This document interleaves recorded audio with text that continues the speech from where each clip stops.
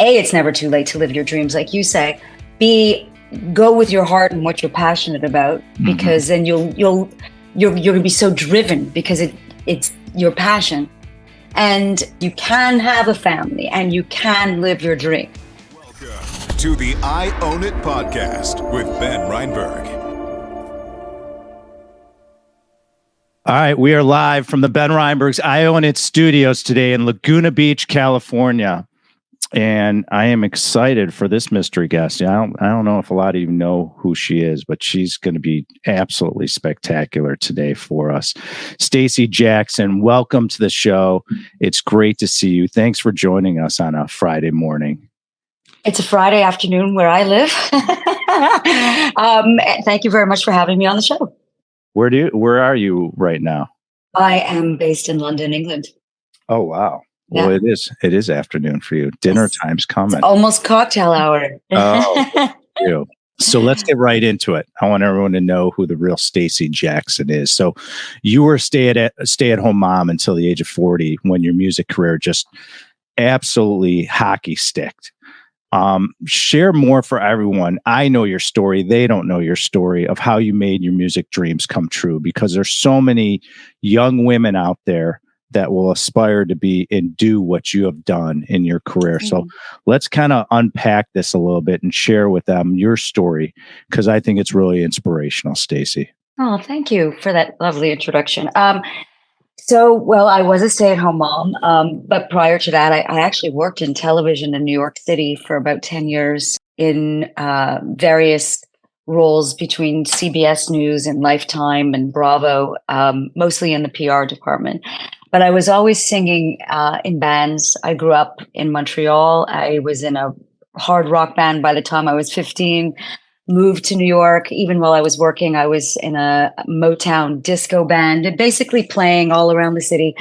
And that was, what I loved to do. And I wrote music and I just performed. But my real dream was to record an album, and I never got that chance. And then fast forward, met my husband, had 4 kids, moved to England. And so I just thought that was never going to happen for me. Now I'm like getting up there in age, and the music industry is quite ageist. And I guess I had to sort of like say goodbye to that dream. And, if I wanted to join a band, I could continue performing, and that's great. And so I did in London.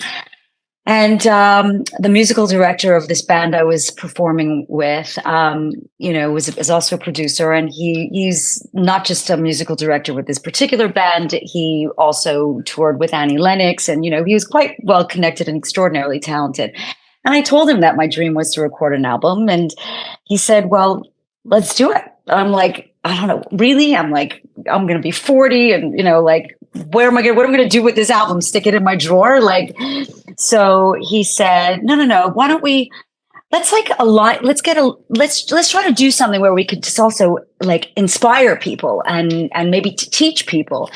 So I aligned myself with a children's music charity in the UK called Music for Youth. And they basically provide platforms all over the country for kids to get up and perform, and extraordinarily talented kids who, otherwise wouldn't have that sort of opportunity. So I literally was like, a little mini Simon Cowell scouting out some really great talent from London to Birmingham to Leeds. Like I went to all these concerts and I adjudicated some of these festivals, and I basically selected about 30 or 40 kids of all ages, all abilities, not necessarily all abilities. They all had to be like at a level that they could record properly, but different instruments. So we had violinists and guitarists and bassists and pianists. It was fantastic. And I raised enough funds to be able to get these kids down to London and record at this big, very famous studios called the Metropolis Studios here in England, in London.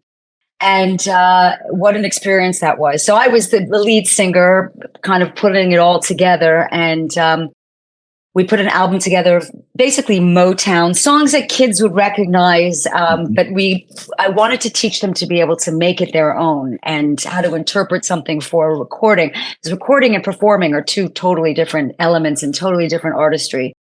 And so, long story short, fast forward, there were a couple of quite renowned DJs who, had come out of this charity when they were younger and heard of one of the songs and remixed it. And there I am sitting between Lady Gaga and the Scissor Sisters on the dance charts with one of the records that came off of this charity album. And then I got calls from various producers saying, your vocals suits this genre of music. Would you like to write original material with us? And they were already kind of cemented in the dance music world. And of course, we're going back like 15 years now. Well, now everybody knows my age. We're going back 15 years now. And dance music in the States really wasn't, it was just coming up, but music and dance music in Europe and England was, it's all the rave.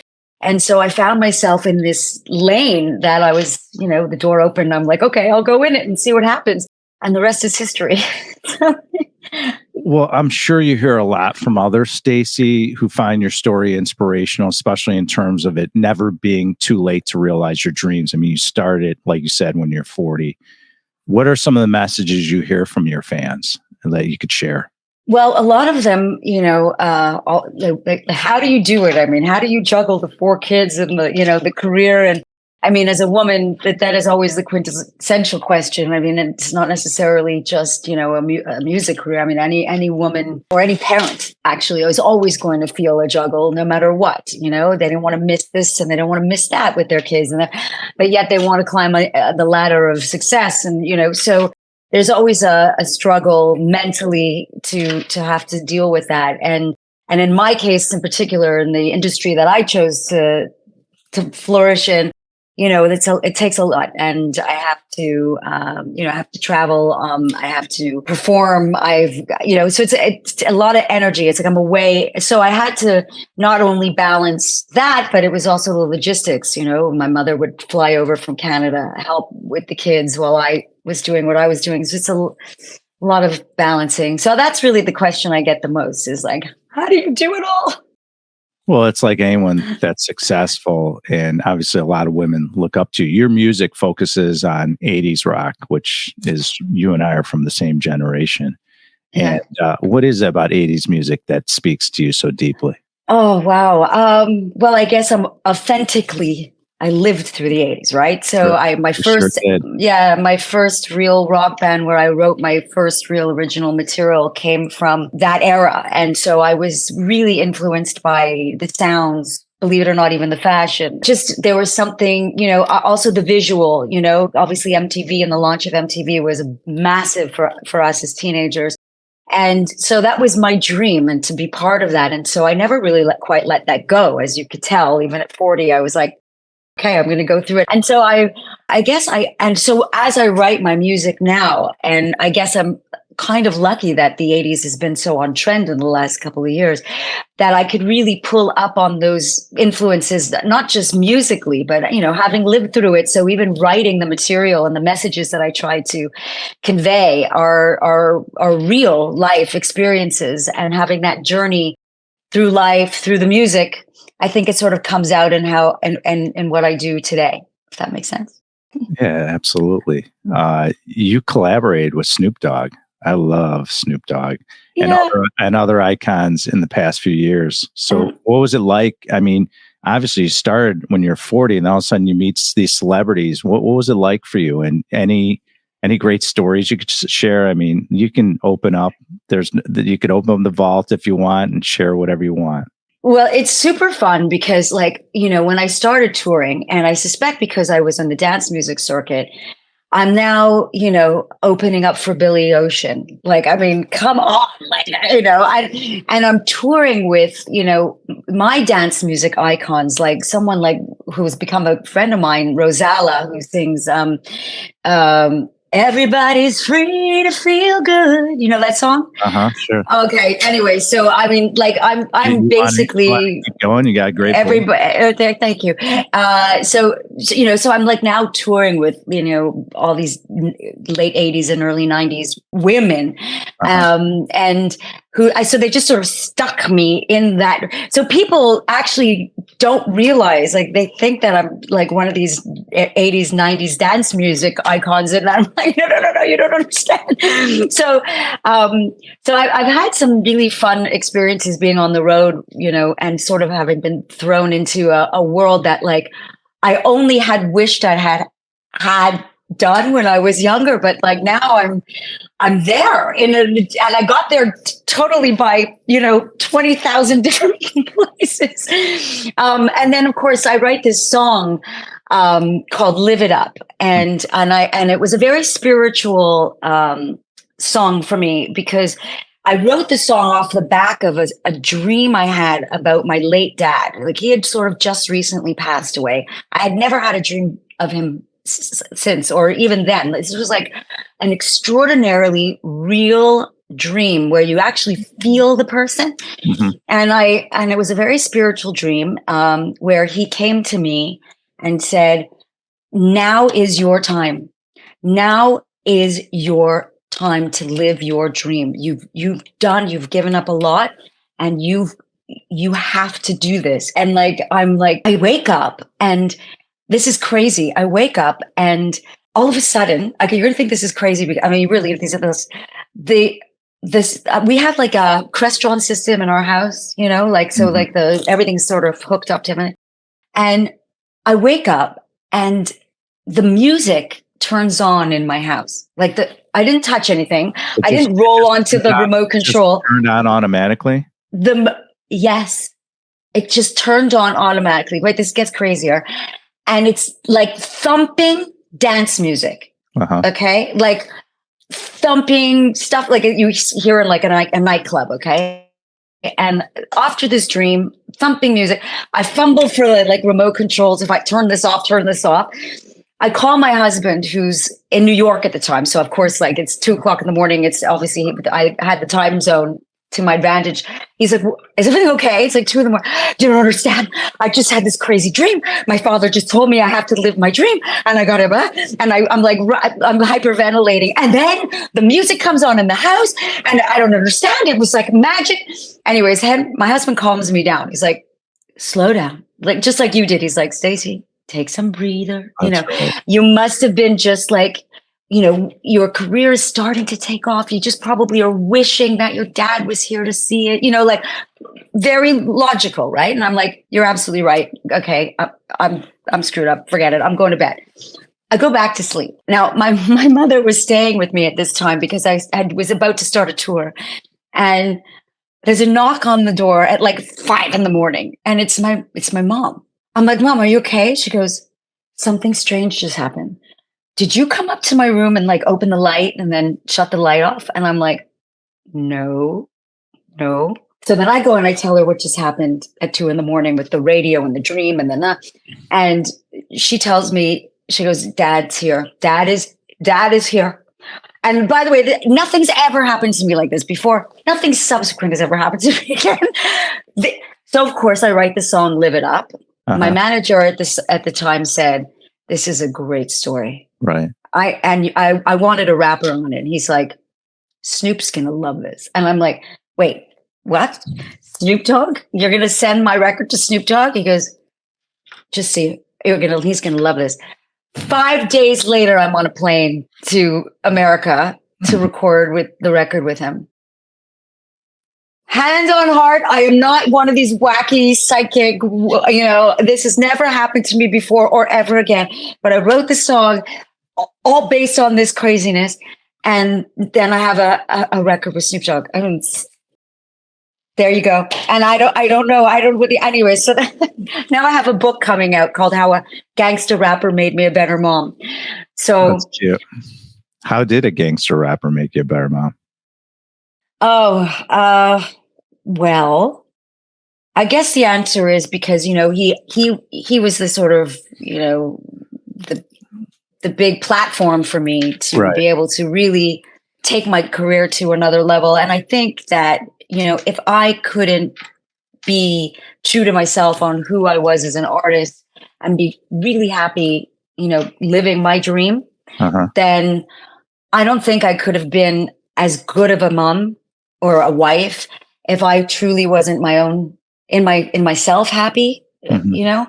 And I think that that's really the message from Snoop Dogg. And the funny part was we did bond over our kids, and Uh-huh. we talked a lot about the sort of, what it takes to make it in the music industry, what you have to give up sometimes in order to try to find that balance. Right. And it is a mental, a little bit of a mental juggle, but anyway, so yes, that's why he made me a better mom. You still He told me it was okay. well, do you still keep in touch with them?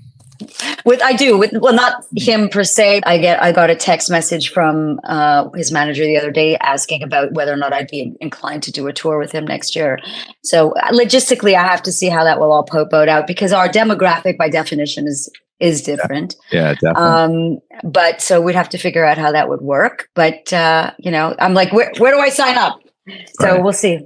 Well, I don't know. There's a lot of fellas my age. We love Snoop and Dr. Dre and that type of Exactly. And exactly. So I think we'll try to come up with a plan where we're performing simultaneously at, festivals, and festivals are usually the best place to sort of have a mixed concerts, so you'll Right. get a lot of dance music and mixed genres of performers. So it would make the most sense that we would sort of meet up in some festival somewhere in Europe, which is what the plan is at the moment, but we'll see.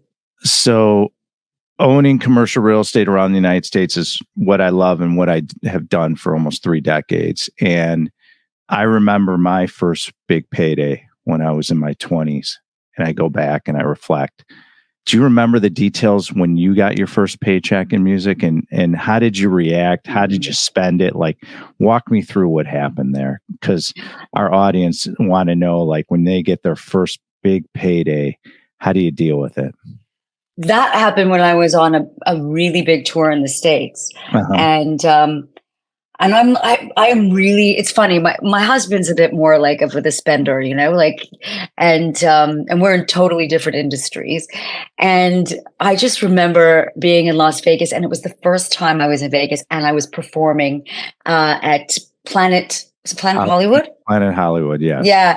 And it was like a massive gig. And I just remember walking in like one of the malls that I was so overwhelmed. And there were like these shoes in the window, just calling my name. And I was like, I have to buy shoes. It was like the first real expensive, like frivolous thing I bought with my, with a big paycheck. But, music, in retrospect, the music industry, unless you are doing big tours and selling merch and stuff, is not all what it is cracked up to be, especially as an independent artist. And my best advice to any artist out there, young and old, is to really, really understand the ins and outs of the business. Because, when I first started out, even older, later on in life, I just wanted to be the artist. I wanted my managers to just put me out and like stick me here and put me on tour, and, I'll do all the writing and all the content. No problem. I'm a great performer, but you just, you handle all the admin and all the business. But boy, the music industry is, still, and I got shafted in a lot of ways. I had some wonky business managers who were changing IRSC codes and pilfering cash. And of course, it's now coming out over the last few years when I finally took hold of, I really learned the ins and outs of how the business works. And I have proper people looking after my catalogs. But, it's really hard as an artist to trust people. I mean, look what happened, with what's his name, the manager Scooter. He managed a lot of, A-list artists who are now sort of severing ties with some of their managers. And so, yeah, it's a learning experience, this music ladder, this music journey for me, I have to be honest. It's challenging. I mean, there's not any business where you have to qualify people. We're the same way. I mean, when people come in and invest in our funds, we qualify them. We don't let everyone invest with us because we want long-term relationships. We're going to make them and their families a lot of money.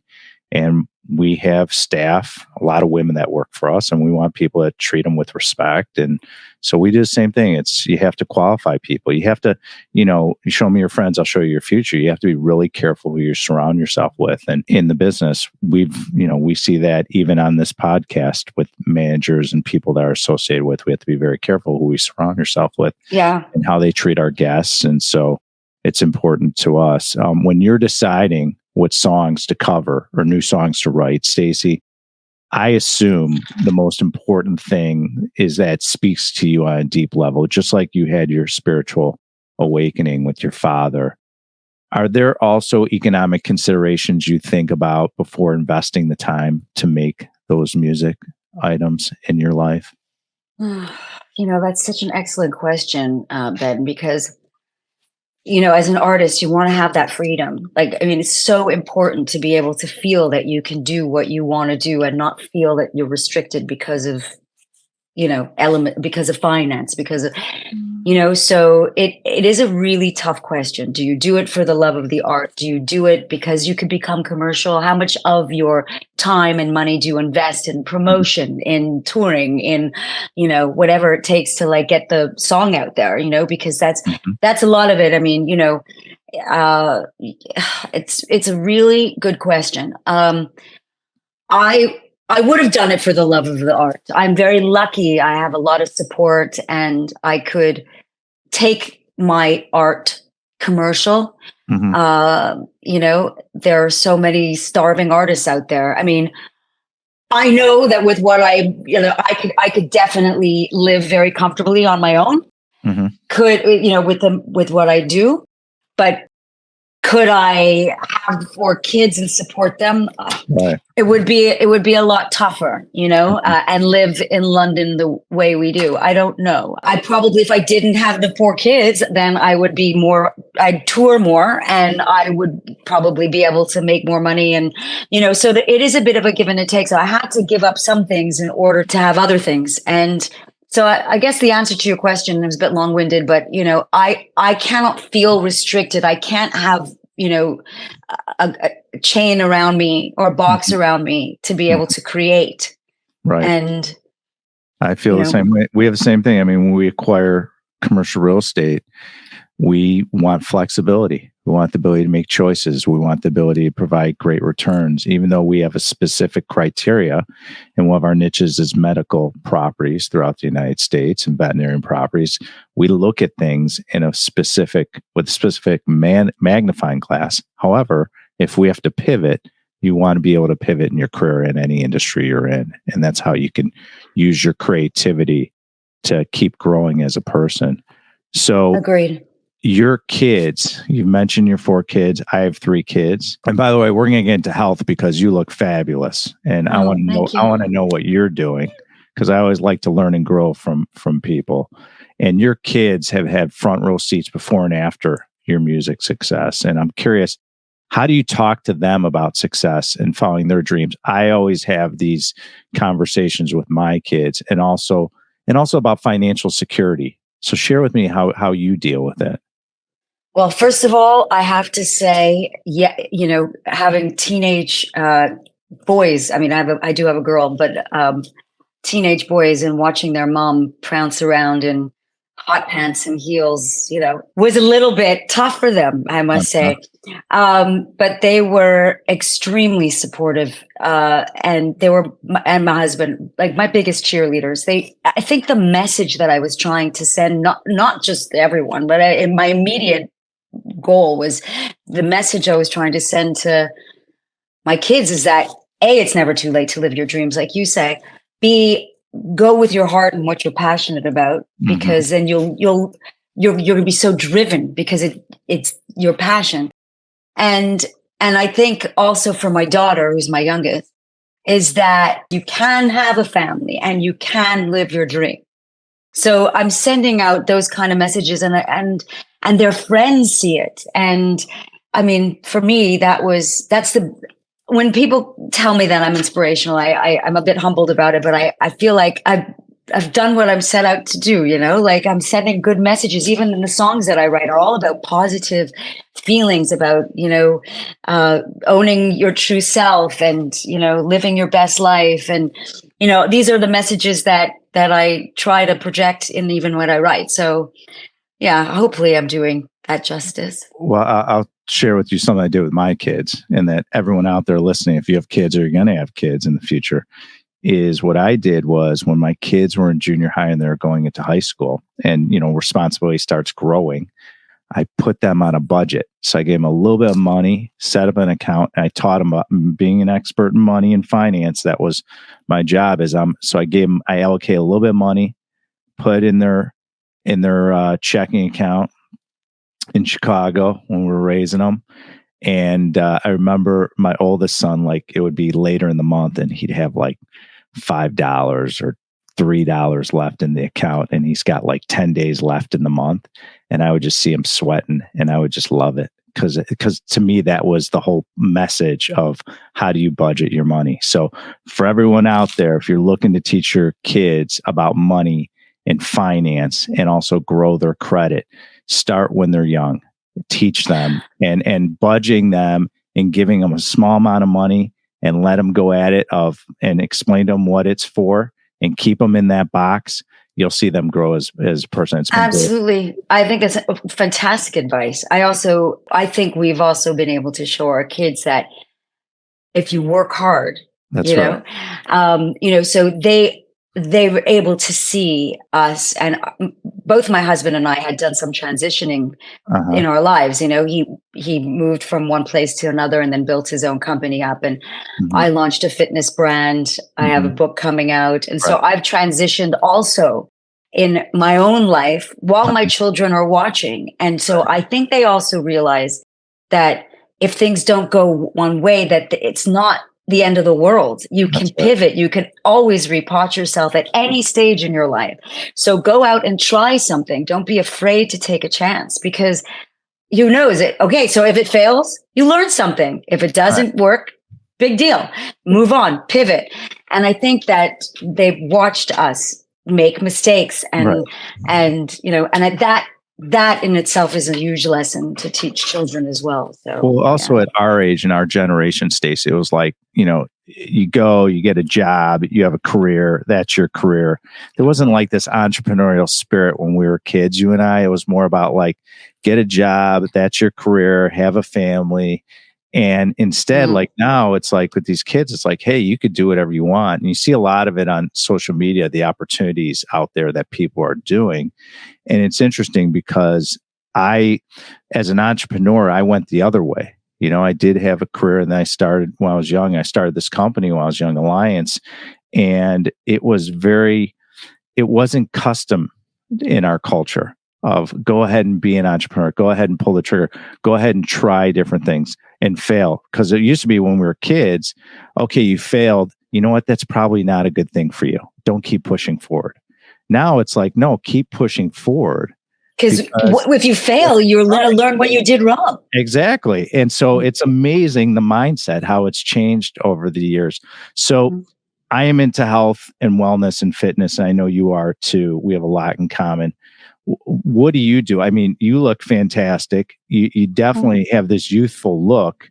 What are you doing to educate the women out there? Is it your diet? I mean, obviously you're exercising with your fitness brand and everything. I know you like fitness.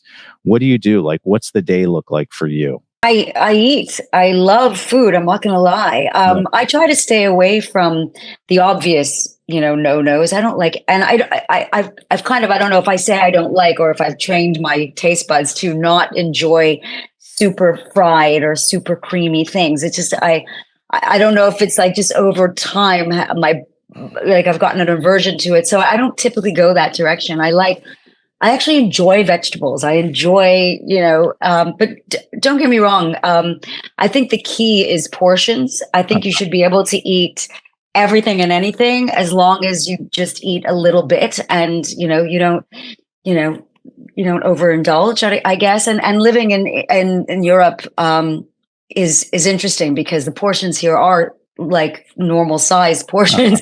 Whereas you go to anywhere, I was with, I had an award show in Atlanta, and I was with my manager, and we were she'd never been to like a cheesecake factory. And I'm like, oh, okay, we're going to go to a cheesecake factory. So you've got to see this, girl. So, we just went, and she goes, let's share a salad. She's like, what do you mean share a salad? Like, it's a salad. What do you do? Like, trust me, let's share a salad. So, I mean, of course, the big salads come and they're full of everything, and, and they're like literally family size, she goes, these are the portions, it was really funny. So yeah, we had a good time with that, actually. So I think that's the key, is to just, to just be able to balance it and not feel like you're depriving yourself. I have an issue with that, because like when we were kids, it was like, finish your meal and you get dessert. So I'm not like, I go out to eat and it's like, I see people bringing home leftovers, and my mindset is, I got to finish this because someone cooked this for me in the back. No, because somebody is starving somewhere else in the world, and you better finish your... Someone's starving in Africa. If you don't finish this, Ben, you're in trouble. And then you go to dessert. And that's how it was when we were kids. You remember that? And so... Totally. Yeah. And so for me, it's like still carried over. And so I'm trying to like now, I'm looking at it and saying, okay, you don't have to finish that steak. You could leave a little bit left, or bring some home and throw it into a salad the next day for lunch. I know. Yeah. That's my trick. I like that trick. What do you do for, like, obviously I train with the trainer 5 days a week. Like what do you do to stay fit? Yeah, me too. I train 5 days a week, and I'll do some with a trainer. Normally it's a HIIT class. I'm all about efficiency. I'm at a point now where, I'm at a point in my life and my age where I'm good. I don't need to look like a bodybuilder.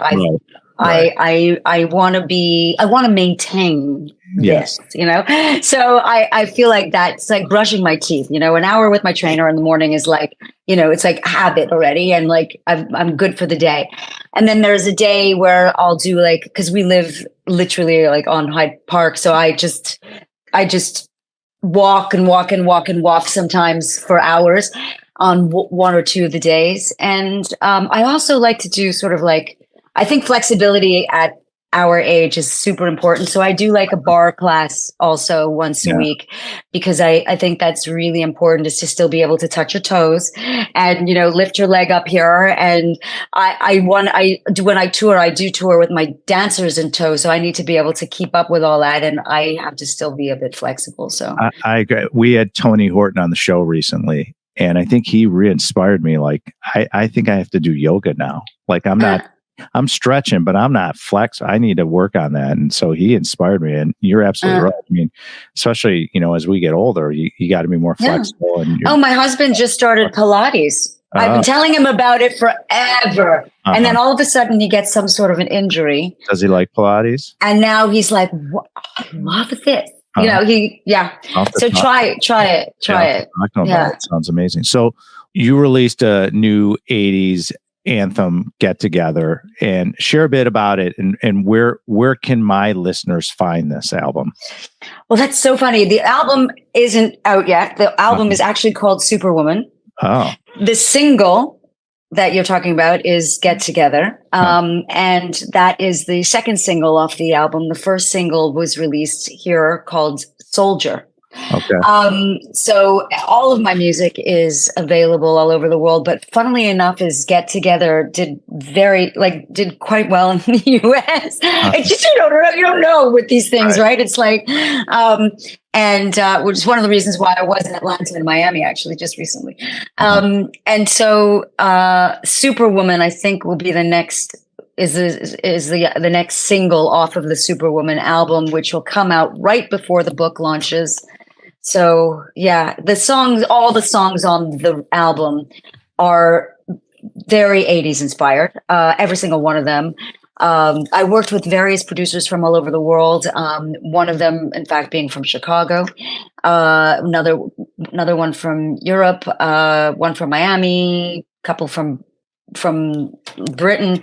And what I loved about being able to collaborate with all these amazing producers is that they all were on my page. They all got, I was able to work with all these various people and yet pull together an album with the right messaging, and it all gels together. And it was really exciting to do this because I got to work with so many various people, and you're thinking, oh my God, this could be a car crash. When you're putting an album together.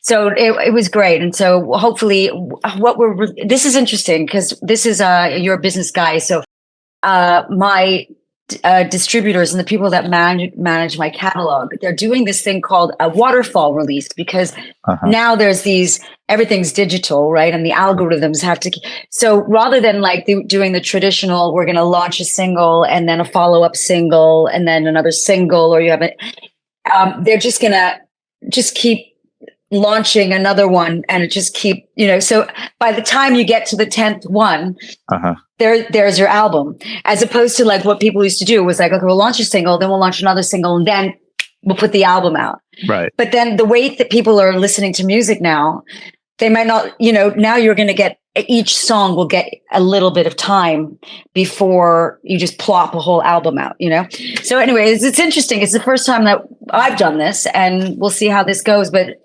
because we're talking about get together, that's right, here in the States, but here in I just did an interview and it was all about Soldier. And I did an acoustic version of Soldier as well. And then a couple of weeks ago, it was Flipside, which is another record off the album. So, it's great because I'm only really, it's great that people are taking to one song versus another and want to talk about one particular song. I think it's fabulous.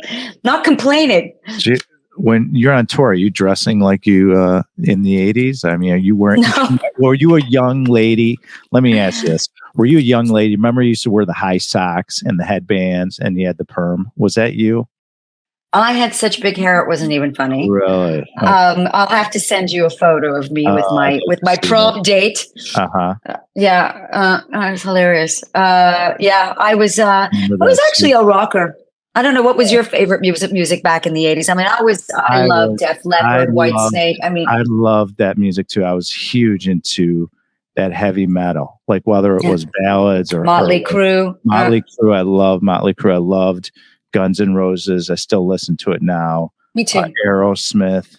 But I grew up like when I was younger, I grew up on the Who and the Rolling Stones. I had older brothers, so like Bruce Springsteen was huge in the house. And do you remember the record players and the vinyl and how expensive they were? And so your sibling would come home with a piece of vinyl and you'd play it. And a lot of people now have these record players like in their houses. It's really right cool. Now. It's very cool right now. It's super cool. I was just at an 80s party last night and everyone was dressed up 80s. And I did a show here on Sky TV here in the UK called Stacey Jackson in the 80s. I did 3 seasons of it. I hosted it and I was one of the producers. And so I know I'm like well versed in 80s music. Like 3 seasons of an 80s show, and you'd think, right? But so I walk up to this party and guess what I see in the corner? A Pac-Man machine. Oh, wow. Original arcade stuff. Forget it. Nobody was in the room for me. I walked over to this machine and I was like, waka, waka, waka, waka, waka, waka, like the entire night. People were crowding over to watch me. Oh my God, I was obsessed. It was so fun. On the 80s music were playing in the background. I was just in my element.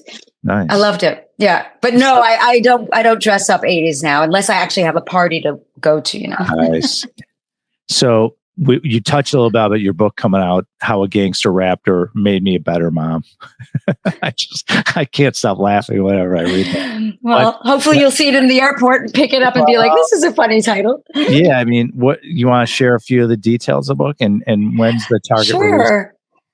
Target release is the end of this year. It'll be go on a soft launch for a pre-order for Christmas, but we're going to be doing a big book tour in the first quarter of 24. So yeah, I'm excited. It's fictionalized. It's a fictionalized account of a woman's journey after she actually has to go through a little bit of tragedy, in fact, also just to add a bit of drama, and how she juggles the 3 kids post-COVID. And, you know, then this big opportunity happens for her, but like, you know, if you don't mind me saying on air, is like starts to hit the fan, and so the shit hits the fan. Yeah, exactly. You never know. You can beat me up. So she has to basically struggle and make decisions, and it's very comedic. It's kind of like Shopaholic meets Bridget Jones meets Modern Family kind of. Meet Sex in the City kind of vibe, there's a lot going on in her journey, and she has to get from A to B, and, it's quite comedic in how she tries to handle it all. And, I'm excited about this character because it's meant to be the first book of a trilogy. Right. So, there's 2 other books. The working title of the second book is A Vagina in China, which I might have to change because I'm not sure if that will bode well with some people. Is the woke society gonna be upset with that? Yeah, exactly. So I mean, it's the working title, but we might have to change that. Right now, it's called How a Gangster Rapper Made Me a Better Mom, Book 2, and it's about how she ventures out in the fitness world, launches a fitness brand. And then the third book is working title is called I'm Too Young to Be This Old, because now she's getting up there in her career, and like she's still sporting the hot pants and the heels, and she's now on hormone replacement therapy, and she's going through menopause, and so and she's like trying to still do it all, and now she's like in a movie, and so the character is based on in my life, obviously, but it is fictionalized. So it was fun because being able to put a little bit more dramatic license in there when I was writing the book was you can make the character even bigger, which is good. So how does our audience in the world follow Stacey Jackson? How do we find tour dates? So like if you come to California and you call by the Reinberg and say, hey, I'm coming to Orange County and performing, you want to come see me perform, I have to know when these events happen. Absolutely. We're all busy here, Stacey. I know, but I'd be honored if you support the book and tour for that. So you can follow me on on Stay Rocks, STAEROX, of course, on all my social handles. And then my website will be up to date with any tour dates, and that's staceyjackson.com. All right. Well, Stacey Jackson, thank you for coming on today. You ready to wrap up with our 3 questions? You got it. Don't surprise me. Buckle up. Okay. So, we're about the same age. We don't need to say your age, even though every woman on my show tells me how old they are. But with that being said, okay, and by the way, you are more than welcome to come to Laguna Beach in studio with us. And I will explain to you why when we get to the 3rd question. But it is like right up your alley, this studio. So you have to, we're going to need you in studio. It would be fantastic. I'd love that. So I would say, Stacey, get on the couch. Sit back, relax, lay down, kick off your shoes, close your eyes, roll back to when you were 16 years old. Okay. And let's go back there. And now, being the successful, talented woman you are in the music business and in business, look back and what would you share with yourself and give advice to a 16-year-old Stacey Jackson, knowing what you know now? Follow your dreams. Do what makes you feel good. And take risks, because even if you screw up, you're going to learn something from it. Oh, so true. So true. That's what I think I would say. Fantastic. So it's our last day on Earth. It's just me and you. It's our last meal together. Your choice. What are we eating and what are we drinking? Okay. It'll have to be Peter Luger steak. Ooh, okay. Definitely a steak, big steak. Oh. It's my last day on Earth. You better believe I'm having a steak. Okay. Having a steak, I am probably having some sort of like some sort of sushi to start with, like like a carpaccio of some sort, or a sashimi or tuna tartare or something yummy. Maybe even caviar. Bring it on. It's my last day. Bring on the caviar. Right. That's right. And what are we drinking? Definitely an extraordinarily special bottle of red wine, like a Lafite, or one of these fantastic French red yummy wines. Did you do like a deep dive on me and know like what I like? Because that to me would be one heck of a last meal on this earth. I love that. A steak. You see, we should be married. Well, if we were the two last people on earth. Well, maybe. We'll have to look into that. All right, so in our studio, okay, and you're gonna love this. Okay, we have a black door. And pretend you're in studio with me. Okay. I want you to role play here. Mm-hmm. We have a grand piano. Okay. We have a drum set, and we have electric and acoustical guitars. Okay. So you can bring in any band or musician. Right. They could be living or deceased, Stacey, to come through that black door in Laguna Beach and play us a song. Who is it coming through that door, and what song are they playing us? To be a band or musician, living or deceased. There's like a million of them that I would want to say, but my first inclination would be probably like Guns N' Roses. Oh, wow. Okay. What song are they playing us? Probably Paradise City. Paradise City. Okay. Do you want to? I don't even know why that came to me. I mean, well, people haven't really heard you sing. Really? Would you take me down to the Paradise City where the grass is green and the girls are pretty? Oh, won't you please take me home? Yeah. Okay, fantastic. You got me singing. Acoustic. There we go. Not even acoustic, a cappella. Yeah, love it. I can't wait to see you live. It's going to be amazing. Oh, do they have a whole spread in the back? Like how do they cater to you? They give you the full spread. Take care when I'm on tour. Yeah. It depends on the tour. Okay. Honestly, I mean, obviously I have a writer, but sometimes I play these like festivals that are huge. But you do it because you're doing the festival, so you just I'll be okay with a glass of water. Thank you very much. But my rider is a little bit bigger than that. I have to have some tea. I need honey backstage. Right. I have to have like my little ritual. Yes. But sometimes I don't have the choice. If I'm on a big enough tour, you want to be the nice person in the room. So do you have a morning routine that you do, like that you're religious about? Like I meditate a couple times a day. That's good. I sit in a chair before I go see my trainer, Andrew, and I get myself together because I am ready to go tackle the day once I get done training with him. What do you do? I mean, do you have any morning ritual, something that you gravitate to become who you are every day? My morning ritual. No, nothing. I mean, I work out every morning. That's my ritual. Like, I mean, I prefer to work out in the morning because it's like, then I'm geared up for the day. I'm a very fidgety, person. I can't sit still. So that gets everything out and then sort of calms me down for a while so I could focus on stuff and I can go into the studio or I can write, do what I'm doing. So that's my ritual, Willie. And a cup of coffee. I need my coffee in the morning. I like that. Well, Stacey Jackson, thank you so much for joining us today. Thank you. Oh, you're welcome. If you're interested in listening to more episodes like this on the I Own It show, kick that right-hand button and click subscribe on YouTube. And feel free to click the like button as much as possible because, as we say out in the ether, let it go viral.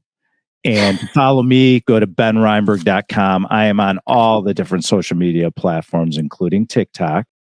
And if you are interested and you are a credit investor and looking to build wealth for you and your family, go to my company, Alliance, CGC.com. We are the leaders in investing in commercial real estate in the United States. Feel free to log on and check out our new fund, the Alliance Medical Property Fund. It is one of the hottest funds in the United States to produce wealth great tax benefits. Stacey Jackson, thank you so much for sharing your time with us. Great to see you. Have a wonderful dinner with your family. I know it's getting late there in London, and thanks for spending time with us today. Thank you for having me. It was great meeting you. You too, likewise. Thank you for listening to the I Own It podcast with Ben Reinberg. To hear our past episodes and connect with Ben, visit benreinberg.com.